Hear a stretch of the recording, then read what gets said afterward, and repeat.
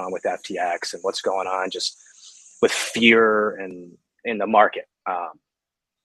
And so oftentimes we're sitting here saying like, well, is this the right time to do a cohort? We want to bring in the next round of investors. And so what did we do? We didn't just go out and start broadcasting all over our social media saying, hey, we're going to do another cohort. Right. We took a micro step. And so what we did is we actually just pushed it out to the folks in our Discord, and we just said, hey, here's a wait list, right? Mm-hmm. And we don't even announce the date or the start date until we get enough people on that wait list. That's a micro step. There's no reason to take a giant step and make this big idea of a launch if we don't know we can get it filled. So the first step is break that down into something that's got very low risk. What's the risk of putting out a form that just says, put your name down if you're interested in joining our next cohort? Yeah. We don't get the names we want. We don't do it. Well, let's think about, and that's a great case in point. Let's talk about your journey. Before we do that, we'll talk about like my journey, right? So would you say I micro-stepped this correctly? So I read Rich Dad Poor Dad. Well, I got to meet the author on Monday, by the way, at Nick's house. That was phenomenal. So cool. I read Rich Dad Poor Dad. I go get my real estate license. And the moment I get my license, I submit my 2 weeks notice at Intel, and I'm all in real estate. Is that a micro step? You know, I wouldn't say that's a micro step. That's all in. That's burning the boats, and like I'm all in and this and that. So that is definitely not what we're talking about here on the show. Yeah, and I think I want to be clear, because oftentimes this can come across as like, don't commit, right? Don't commit. We're not saying don't commit. What we are saying is, before you commit, right? Let's try to get some feedback first. How can we take, and it's another way of also saying like, what's the next thing that needs to go right? And how do we break that into something really small? And so, yeah, I did the same thing. You know, I decided I wanted to go into real estate, except my micro step was just collecting a couple of rental properties. By the time I had quit my job, I had enough passive income to support my life. Yeah. So to me, it was not a giant step. It was a small step that I took. Now I've taken big steps in other areas that have, you know, blown up in my face many times because I went too far too quick without enough information. But no, that's a great example. And I think the whole burn the boats thing is the definition of a large step without any feedback. Right. And then you look at, let's just say if I decide, hey, you know, Paul, I'm brand new, but I've been watching this podcast, Real Estate Disruptors. I'm inspired. I'm going to go out and do a luxury flip. I'm going to go borrow 100% money, and I'm going to hire contractors that I've never worked with before. How do you think that's going to work out for me? It's a toss-up, you know. It's like the downside is big. It could work out, and that's the thing is like, just because you get the out. So I learned this from Nick and Dan, and if you had like a chart, right, you could draw like good decision, bad decision, vertical, and then good outcome, bad outcome, right? So the good decision, good outcome box. Well, that's obvious. We made a good decision, and we were right. We got the right outcome. And bad decision, bad outcome. That's an obvious box too. We did a stupid thing and we got slapped on the wrist. Bad decision. Yeah. Where you get in big trouble is the good decision, bad outcome.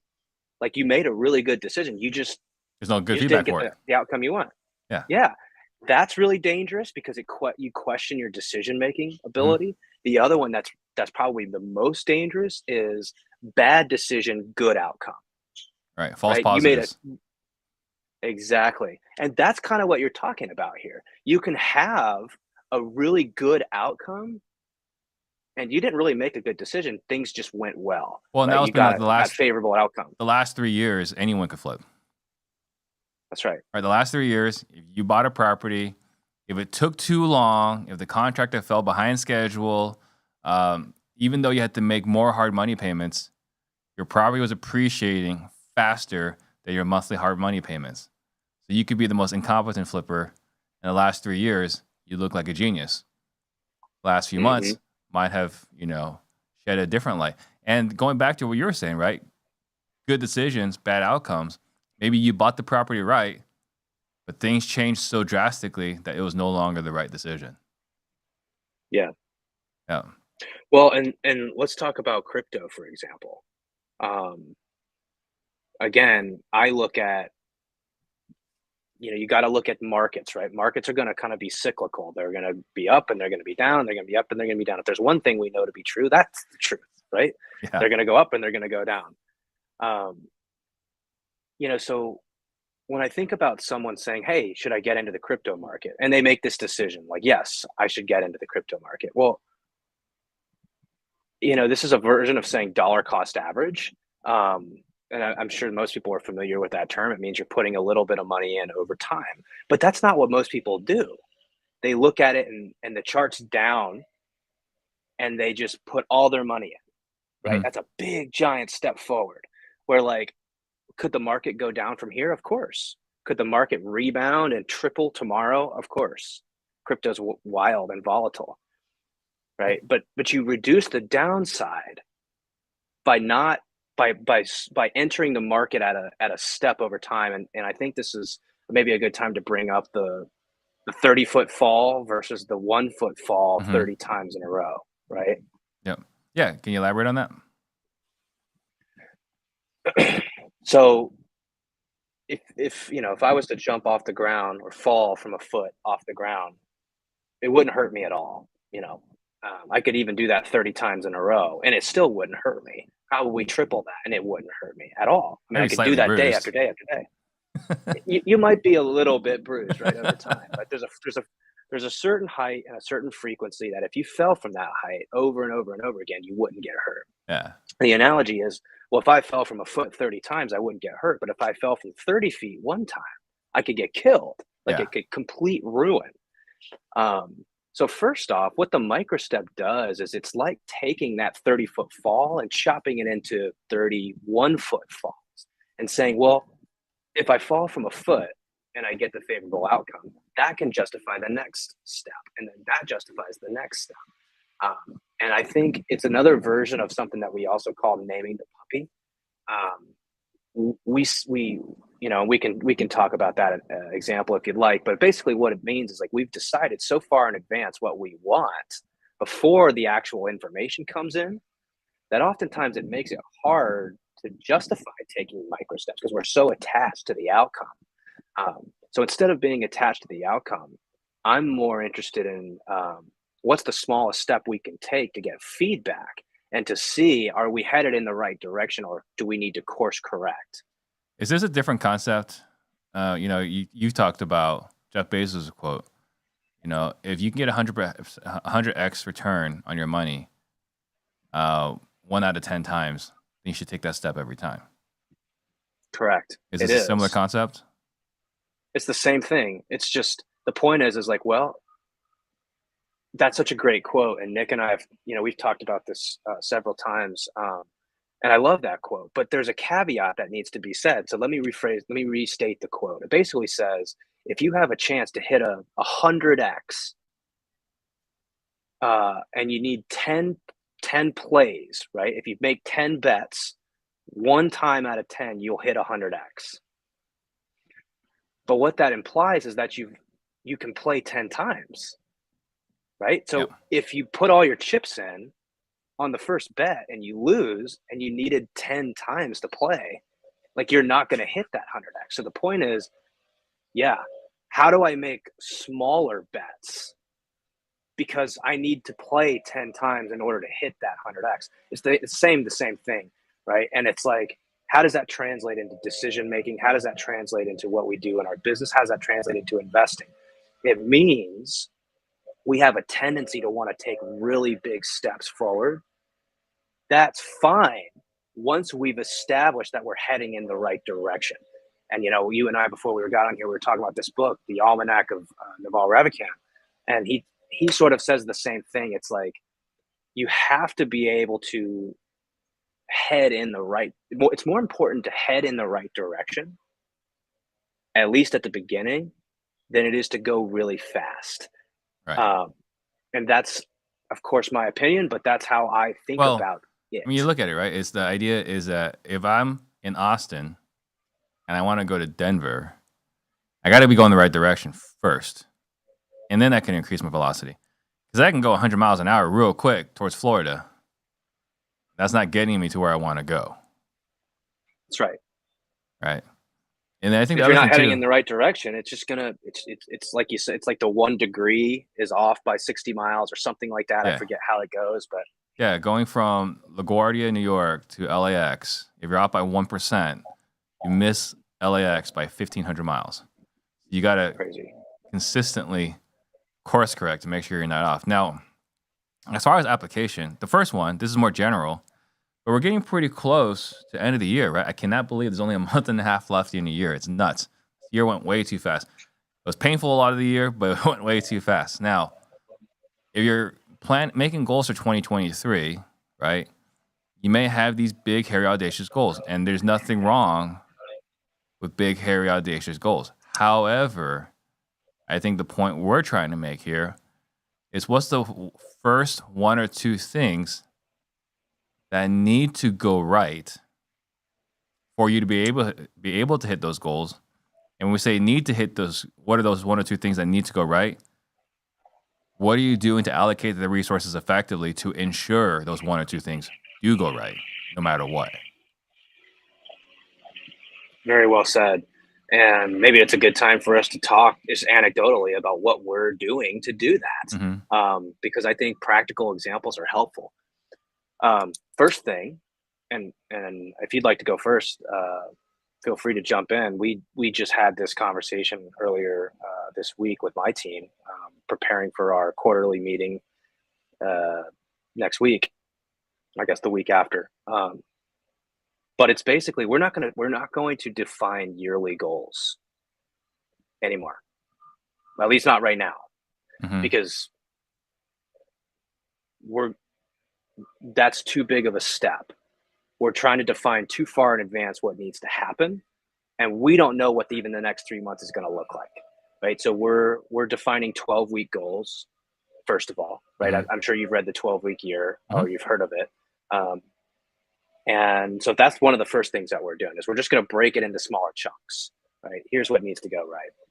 Secondly, you and I have talked on this show about the currencies that we trade, right? Timer. And actually we added an A on there. So it's a timer because attention is so important.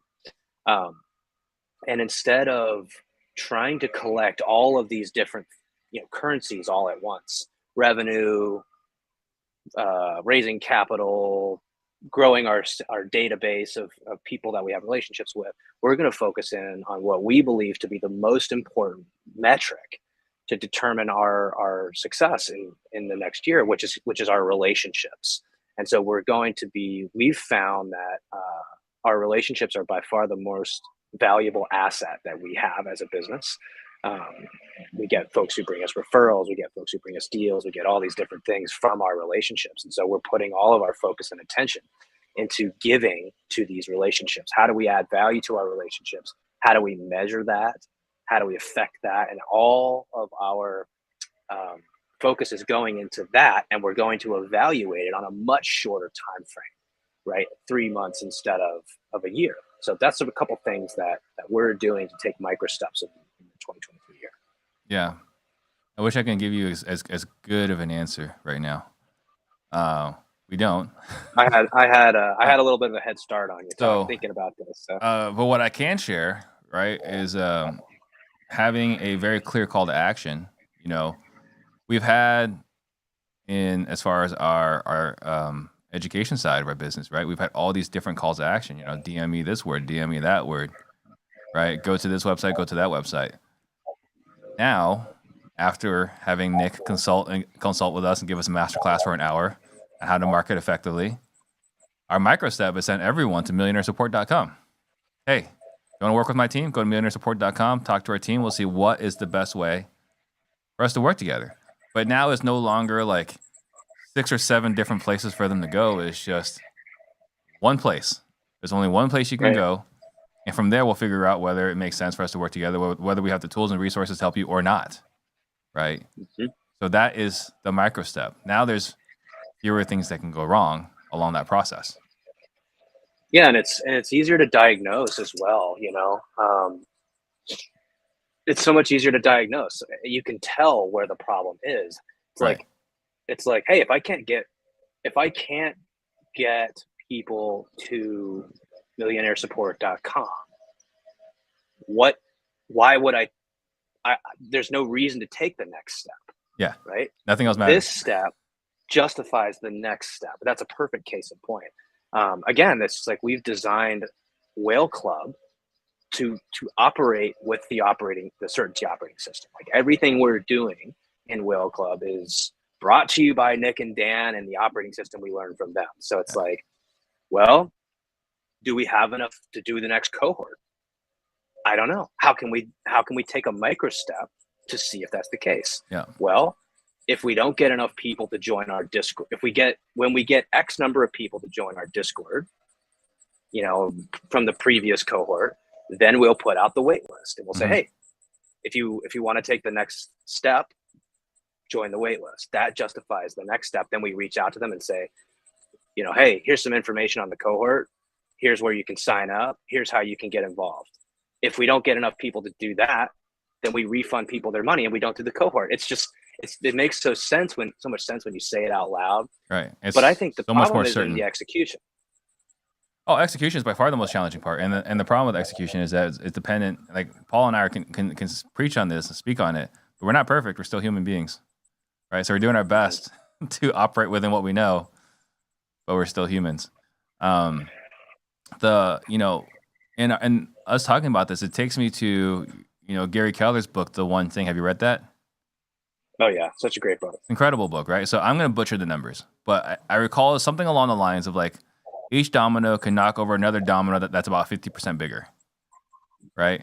And I want to say by the 11th domino, if you take a regular domino, by like the 11th domino, you can knock over like the Empire State Building, right? And by like the 20th domino or something like that, you can knock over the moon. It's just something absurd. But what does it start with? The very first domino. We gotta get the very first step right.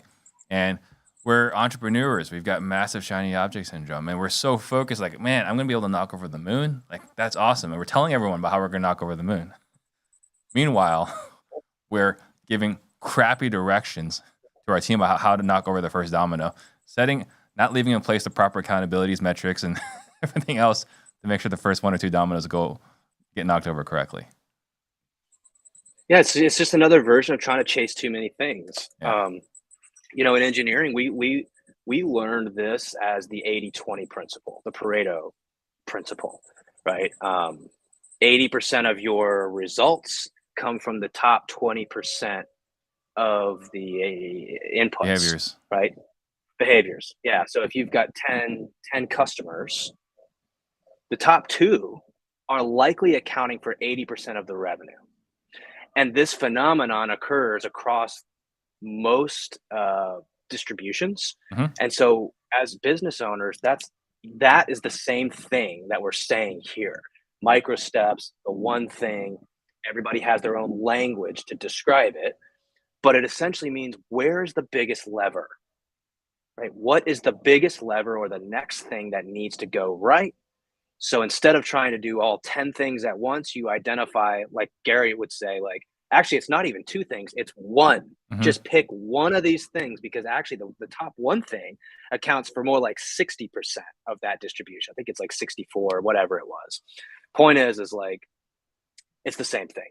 If you can identify the micro step, the thing that needs to go right, you reduce your downside significantly, because you're now you're not allocating resources to all of these things. It's going to the biggest lever that can justify you taking the next step. Yeah, and the reason why I like the domino analogy is because once you've knocked over that first domino, now we can dedicate all our resources to the second domino. And then once we've knocked over the second domino, now we can dedicate all our resources for the third domino. But again, I'm typically focused on domino number 4, domino number 9, domino number 18, right? I'm focusing on all these different steps, but there were so many other things that had to go right beforehand, and I'm just assuming they're going to go right. Why is that, you think? Like, what is it about humans in general that just has a real hard time staying focused on that next thing that needs to go right. Because I can't tell you how many times my businesses were totally just not aligned with this until I met these guys, started learning from them. Like I was already thinking, here's a great example, like fix and flips. I got into fix and flips, and what did I do? I got like four of them all at once. Like I got like four of them like that. Like I didn't even have enough evidence to support the fact that I could do one and execute that on it. It was just like, no, let's just do more. So why is that? Why is our like? It seems to me that most people who are types of people who start businesses are more inclined to worry about steps 6, 7, 8, 9, 10 than they are steps 1 and 2, which is Well, literally, I mean, step 1 is all that needs to be worried about. I think part of it is if we're entrepreneurs, we also tend to enjoy solving problems and we tend to thrive in chaos. And so, like you've seen this, Dan Sullivan talks about this. Some of the busiest people you know are busy only because they don't know how to stay still. So if they were running a business that was operating like clockwork, right? Talk about the 20-mile march. Month in, month out, I'm doing 10 wholesale deals, right? Doesn't matter what I do, month in, month out, I'm on vacation, I'm in the trenches, 10 wholesale deals a month, right? And as a business owner, what I will do is like, well, what if I do this? What if I do that? What if we add this marketing channel? Can you imagine what it would be? And we just can't help but want to create chaos. And by creating chaos, we feel busy. And by being busy, we feel fulfilled. And we get to tell everyone and brag about how hard we're working and how many deals we're doing. And if the team could do 10 deals a month without me, maybe part of it is we feel irrelevant. I don't know. Well, Dan says that the problem with problem solvers is that they tend to create problems just so that they have something to solve. Exactly. And it's never been more true to me than in the last couple of years. And I think it also has it's a reflection on lack of. Well, here's the thing. I think I learned this about myself. I really like solving problems. Mm-hmm. Actually, a lot of it has very little to do with the money that I make from that. I just enjoy it. Like that's Yeah. why I did engineering. That's why, I went into entrepreneurship because it's a hard problem to solve. I like it. Part of what's been hard for me being here in Hawaii on vacation for 3 weeks is I'm like, I'm getting a little tired of sitting here just like not having any problems to solve. Like, and I recognize it's like, well, that's nothing wrong with that. That is, it takes a lot of, I think, self-awareness to admit that, hey, I just like solving problems. It might mean that comes with be careful not to create problems in a business that's running well, right? But I like to play business as a sport. Yeah. I enjoy business for the sake of it, not because necessarily like I'm coming in here saying like I'll do anything it takes to make money. It's like, no, I want to solve worthwhile problems. I want to work on things that I want to work on. And in order to do that, I have to set my businesses up so that they don't require a ton of time and energy from me, because what I like to do is kind of play a lot of different sports. And so again, it just comes back to like, if you try to define so far in advance what you want this to be without actually taking micro steps to get closer and closer, you might get actually further away from the things that you want, which for me is to play business as a sport. Yeah. So I want to take this back into, focusing on our real estate community. Someone that hasn't done their first deal yet. And they're like, I want to get started. I want to find my first deal. One of the most common questions I get in my DMs and this and that is like, how do I get my first deal? I also remember when I first got started looking around and people would be making their LLCs, their website, they're getting their business cards, their logos. Are those micro steps? They're micro steps, but they're not micro steps forward. They're micro steps horizontally, laterally. Yeah. You're not attacking the goal. You're not going the right direction. You're not going the right direction. You're taking steps, but you're not going the right direction.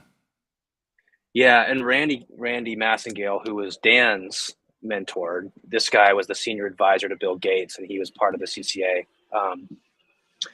And immediately, this just makes me think. I'm a basketball guy, as you are too, right? And it's sort of like the guy who's got the ball and who's dribbling around, but he's never Making like no progress. attacking the. Yeah, he's not attacking the defense at all. You're not going to go anywhere doing that, and so it takes a lot of judgment. I'm not saying do any sort of action at all. It's like why we say the direction is more important than the speed. It means, and I love this because we should probably just spend the rest of the time talking about what micro steps look like for someone getting started. What is a way that you can get feedback from the system? A couple things I like that are coming to mind is the who not how concept, right? Can you get around someone who can show you how to do a deal? Can you evaluate a deal, right? Like Mm-hmm. running the numbers. These are some things in my mind that are steps in the right direction, right? If you can't sit down and evaluate 10 deals, probably doesn't it means that you probably shouldn't like go spending a bunch of money Right. on getting deals because you won't even know what you're going to do when you get them, Yeah. right? So a micro step might be, well, how do I get to a position where I can evaluate 10 deals? Let's see how that goes before I decide what the next step needs to be. Yeah. Let me just go back to talking about how screwed up I am, right? So, in the last 24 months, I expanded to Oklahoma City. I expanded to Albuquerque, New Mexico. Both cases, I wouldn't say they're unmitigated disasters because we didn't lose money, but we didn't make money either with a lot of effort. So right out of the bat, we're spending $10,000 a month on TV in Albuquerque, New Mexico. We didn't start with PPC. We didn't start with direct mail. We didn't pull a list. We just went all in TV. And like I said, fortunately, we didn't lose money on it. But we didn't make money either, right? After, I want to say, like 9 months, we broke even. And the only reason why we broke even is because we did one deal that at the end that made $30K. That was it. Oklahoma City, right? Like we went all in, $15K a month on TV. And we did like 2 or 3 deals. And now we pulled the trigger on that one, or we cut the cord on that one. I want to say like after 4 months. But that was not a micro step. That was just, let's go in there, guns blazing. We're going to cowboy this up. We're going to be Bruce Willis on, what's that Christmas movie? Die Hard. Die Hard, right? We're going to go in guns blazing. That is not a micro step. So a micro step, not even a micro step, but maybe even a little bit further micro step is, are you able to have quality conversations with motivated homeowners, right? If you're having quality conversations with motivated homeowners, okay, so that is a good direction. Maybe not a micro step, but that's probably an indicator you're going in the right direction. That's the feedback that you're talking about. Mm-hmm. So then well, it's like, go ahead. If I can't get on the phone with a qualified homeowner in that market, I mean, you're a sales guy too. Like, how about let's talk about the sales? I don't know why, but my brain just immediately jumped to that. If I can't even have get this person qualified on the phone, well, should I go out to the appointment? And if I go out to the appointment and I can't get them to commit that they're in a position to move forward, should I write them an offer? No. But like, what do? We get on the phone and we're like, yeah, it could probably be around this price point. It's like, wait a second. There's micro steps that need to happen in order to actually justify the next step here. Yeah. You're jumping right to something that the risk is that you lose the deal, right? The risk is that you spend a bunch of time following up with somebody that wasn't actually interested in selling.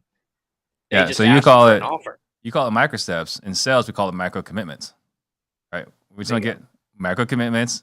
Hey, I just want to make sure, come over tomorrow, you feel comfortable making a commitment to working with us, right? Right. We get out there. Hey, I just want to make sure we agree on price and everything. As you feel comfortable committing to working with us.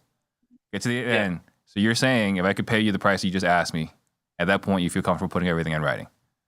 We're just getting little mini commitments all on the way before we put everything in writing and trying to get a signed contract. Yeah. But the old school way is go out there with a contract, maybe a presentation, maybe some comps, bludgeon them until they sign a contract. Yep. And then call them 4 or 5 times a week for the next month, Yeah. and wonder why they ignore you. and don't Exactly. call you back. Now that's a great case in point as well. So then going back to my analogy, right? Like I said, I'm crazy. So I don't know, maybe hopefully the audience that's listening has a little bit of my craziness that we can try to undo for those of you that are listening.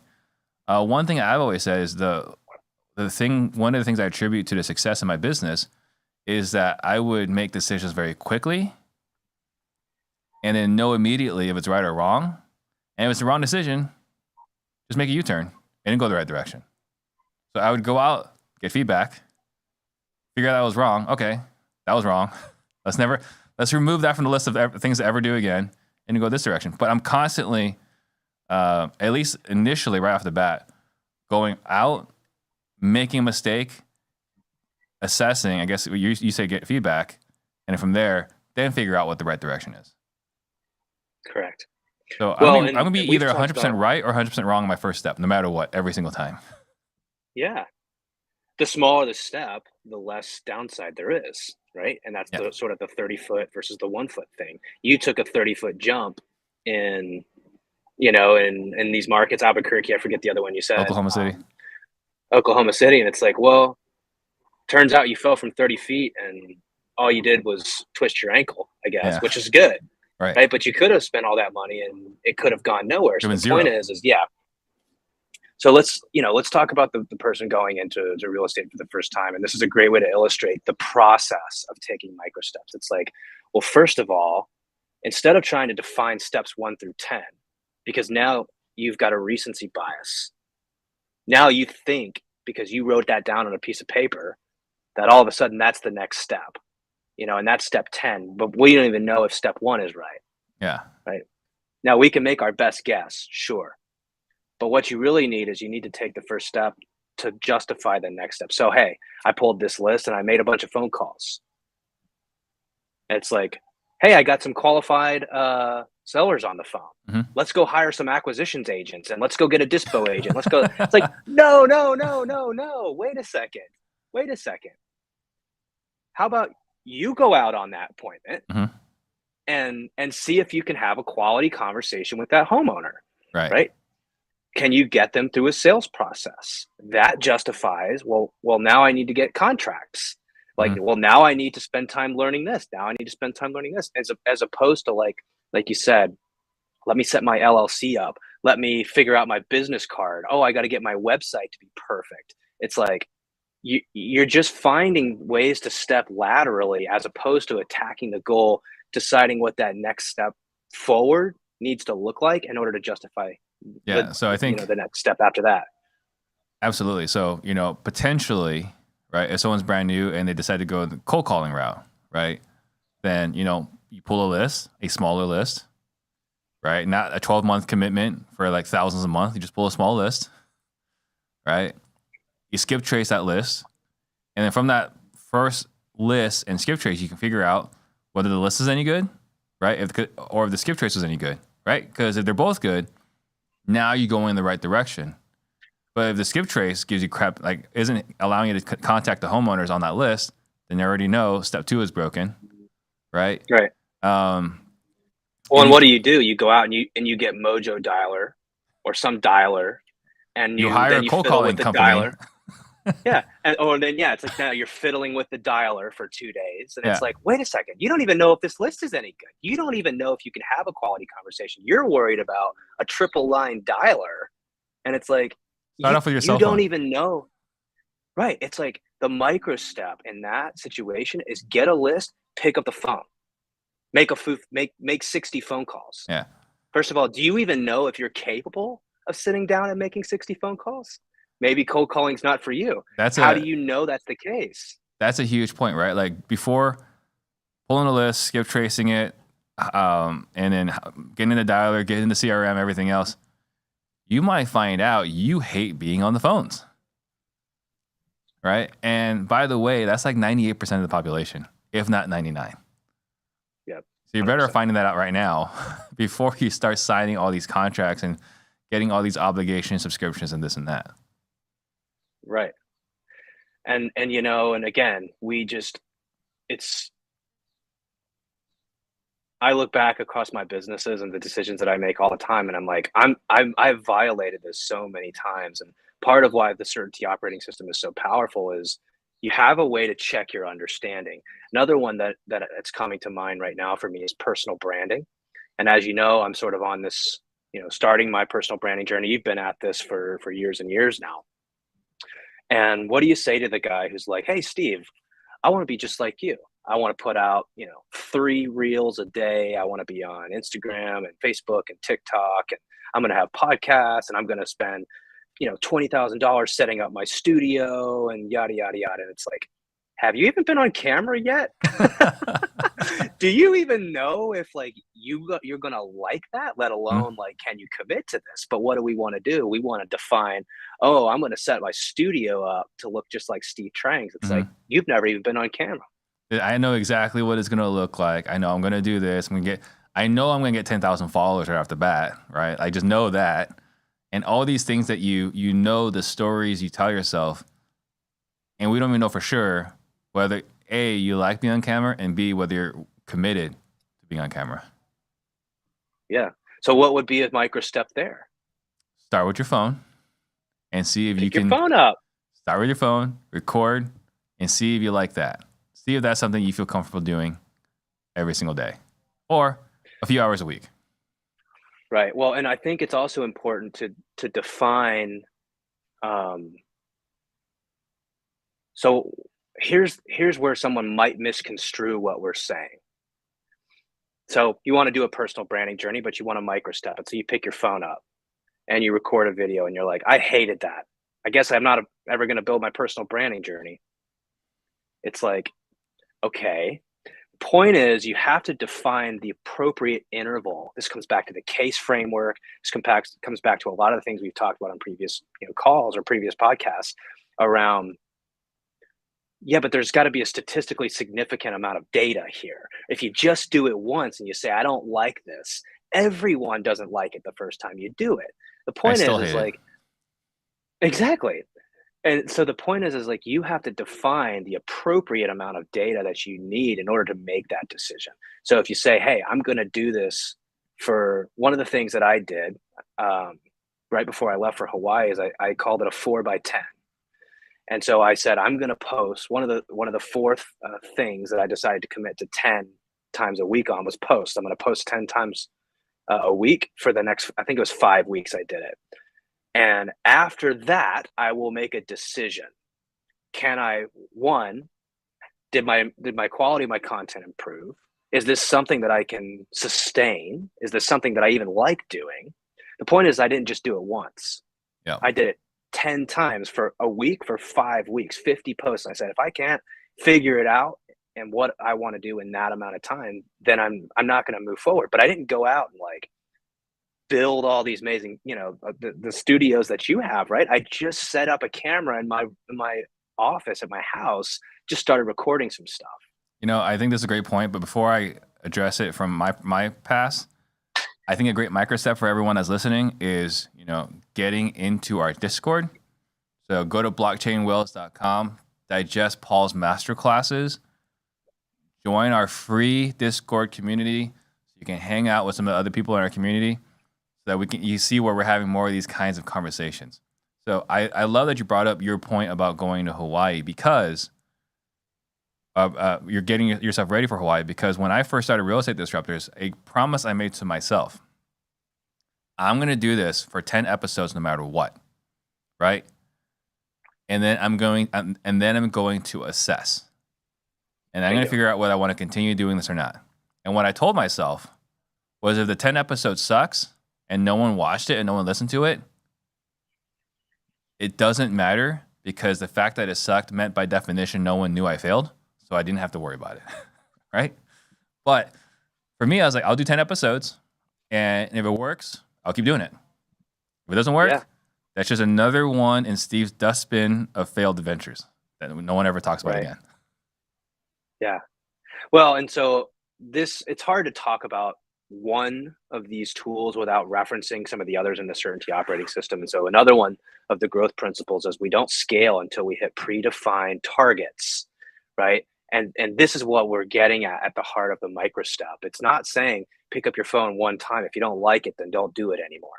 There could be situations where one time is enough to get the information. That didn't work. Right? It's more of a binary type thing. Yeah. Like, yeah, that didn't work. Let's not do that again. But the point is like if you don't define that ahead of time and say, I'm going to make 10 episodes, doesn't matter what comes up. I said to myself, I'm going to do this for 5 weeks. I'm going to have 50 posts. And then I'm going to assess. I'm not going to do anything differently until I've done that and given it all my effort. I burned the boats on that micro step. Mm-hmm. I didn't burn the boats on, I'm going to completely change my entire trajectory of my career and I'm going to be an influencer just like Steve Trang because he's one of my heroes. And by God, I'm going to do it. He could. It's like, no. I'm going to quit real estate and go all in on influence. Right. I'm just an influencer now. Right. Guys, I don't see any case in points in here. I would love to see some case in points. I see a bunch of you guys watching. So, share, like, how is this applying for you guys? How have you guys microstepped in your career? Because I truthfully, right, seeing how other people process information helps us as well, right? Helps us understand these concepts better.